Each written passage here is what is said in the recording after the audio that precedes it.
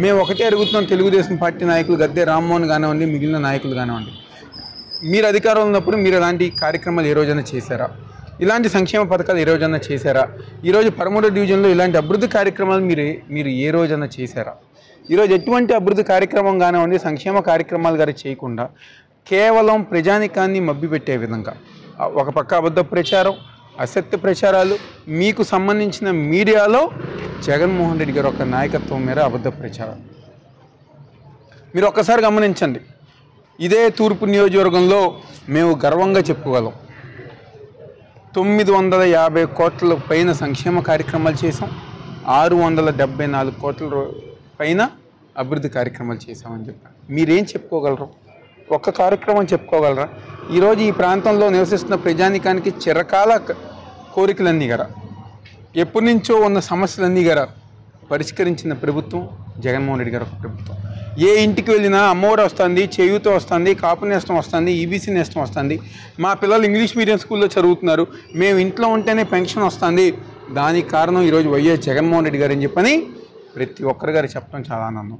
ఇలాంటి పథకాలు మాకు ఇంకా కొనసాగాలంటే, ఇలాంటి అభివృద్ధి మాకు ఇంకా రావాలంటే రాష్ట్రంలో జగన్మోహన్ రెడ్డి గారు, అదేవిధంగా ఈ ప్రాంతంలో 10 సంవత్సరాలు మేము ఒక వ్యక్తికి ఎమ్మెల్యేగా అవకాశం ఇస్తే ఒక అసమర్థత ఎమ్మెల్యేగా ఉన్నారు.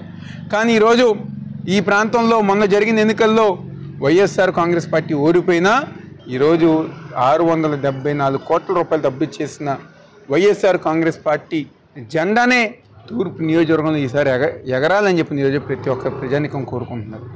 ఆ విధంగా ఈరోజు మాకు మద్దతు లభిస్తుంది, ఆ విధంగా ఈరోజు ప్రజానికం ఆశీర్వదిస్తున్నారు, ఆ విధంగా ప్రజానికం మమ్మల్ని స్వాగతిస్తున్నారు.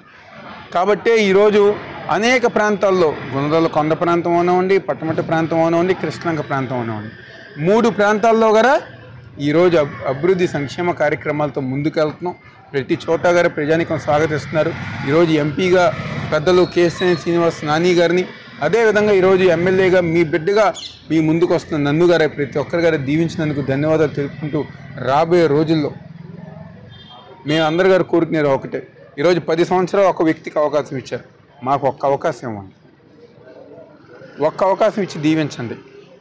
ఏ విధంగా ఈరోజు ఏ పదవి లేకపోయినా ఏ విధంగా అయితే పనిచేసామో రేపు మీ అందరూ ఒక ఆశీర్వాదంతో మరింత మెరుగ్గా పనిచేసే విధంగా ఒక అవకాశం ఇవ్వండి, ఒక్కసారి దీవించండి. రాబోయే రోజుల్లో తూర్పు నియోజకవర్గంలో సంక్షేమ అభివృద్ధి కార్యక్రమాలతో అనేక విధాలుగా ముందుకు తీసుకెళ్తూ ప్రజానికానికి 24 గంటలు అండగా ఉండే విధంగా మేమందరం గారు అండగా ఉంటామని చెప్పి నేను సందర్భంగా చెప్తూ మీ అందరూ ఒక ఆశీర్వాదాలు కోరుతూ సెలవు తీసుకుంటున్నాను. సార్, జూన్ 4 తర్వాత ఏర్పడేది రామరాజ్యమే, జగనాశీర్వాద చేస్తామని చెప్పి టీడీపీ అధినేత చంద్రబాబు విమర్శలు చేస్తున్నారు. దీనిపై మీ స్పందన? ఈరోజు 4వ తారీఖు తర్వాత రామరాజ్యం అనండి, లేకపోతే ప్రజారాజ్యం అంటే ప్రజలు కావాలనుకున్న రాజ్యం జగన్మోహన్ రెడ్డి గారిదే. జగన్మోహన్ రెడ్డి గారు ఒక ప్రభుత్వమే.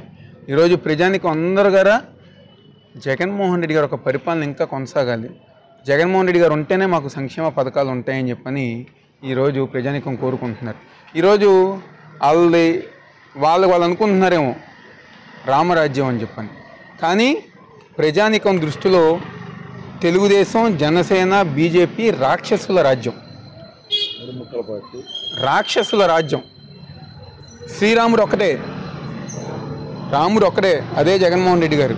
రాక్షసులే 10 మంది 100 మంది ఉంటారు కాబట్టి ఆ రాక్షసులే ఈరోజు తెలుగుదేశం, జనసేన, బీజేపీ కూటమి రాక్షస రాజ్యాన్ని ప్రజానికం తరిమి కొట్టే రోజు. అంటే మొన్న పోయినసారి ఆ రాక్షసుల రాజ్యానికి 23 స్థానాలు ఇచ్చారు.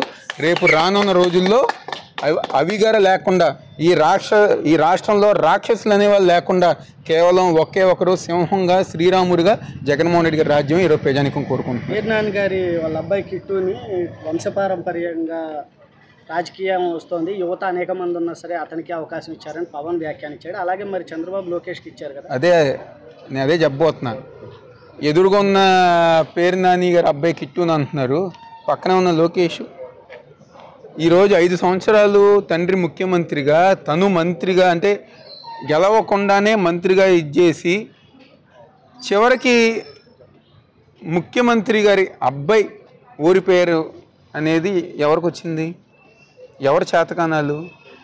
ఈరోజు 2.5 సంవత్సరాలు మంత్రి గారు అబ్బాయిగా ఉన్నారు, కానీ ఏ రోజు గారు మంత్రి గారు అబ్బాయిలా కాకుండా ప్రతినిత్యం గారు జగన్మోహన్ రెడ్డి గారి సంక్షేమ అభివృద్ధి కార్యక్రమాలతో ముందుకు వెళ్ళిన వ్యక్తి ఈరోజు పేరుని కిట్టు. నువ్వు అసలు ఎవరైతే వ్యాఖ్యానించారో పవన్ కళ్యాణ్ గారు, ఆయన ఎలా వచ్చారు? ఎవరు వారసత్వం ద్వారా వచ్చారు? ఆయనకి ఎవరో చిరంజీవి గారు కాదా? చిరంజీవి గారు లేకపోతే పవన్ కళ్యాణ్ గారిని సినిమాల్లో అంత రాణించేవారా? లేకపోతే ఆ రోజు చిరంజీవి గారు ప్రజారాజ్యం పెట్టి ఈయన యువరాజ్యం అధ్యక్షుడిగా చేసి రాజకీయాల ఒక ఓనమాలు దిద్దిన వ్యక్తులు ఎవరో మెగాస్టార్ చిరంజీవి గారు కాదా? ఈరోజు పక్కన ఉన్న మీరు చంద్రబాబుని అడగండి, వారసత్వ రాజకీయాలు ఏంటి, ఎలా ఉంటాయని చెప్పని. కానీ ఇంకొక విషయం ప్రతి ఒక్కరు, అంటే ఆ కూటమి గారు గుర్తుపెట్టుకోవాలి. నిన్న పేర్నాని గారి అబ్బాయి గురించి మీరు మాట్లాడారు. ఈరోజు మంగళగిరిలో నారా లోకేష్ గారు ఓడిపోబోతున్నారు. బందర్లో పేర్నాని గారి అబ్బాయి పేర్ని కృష్ణమూర్తి గారు గెలవబోతున్నారు. అంటే దానికి కారణం ప్రజల్లో తిరగటం. ఈరోజు ఒక ముఖ్యమంత్రి గారు, మాజీ ముఖ్యమంత్రి కొడుగ్గా ఉంటే అది అర్హత కాదు. ఈరోజు అది ఒక స్టెప్పింగ్ స్టోన్గా భావించి, ఎందుకంటే ఈరోజు మేమందరం గారా అదేవిధంగా వారసత్వ రాజకీయాలు, అంటే నెహ్రూ గారు ఎమ్మెల్యేగా మంత్రిగా చేశారు కాబట్టి మేమందరం గారు వచ్చాం. కానీ వాళ్ళు అలా చేశారు కాబట్టి మాకంతా గారా స్మూత్ ల్యాండింగ్ ఉంటుంది, మేము ఏది చేసినా మాకేం పర్వాలేదు అనే విధంగా ఈరోజు మేమేం పెరగలా, మమ్మల్ని పెంచలా.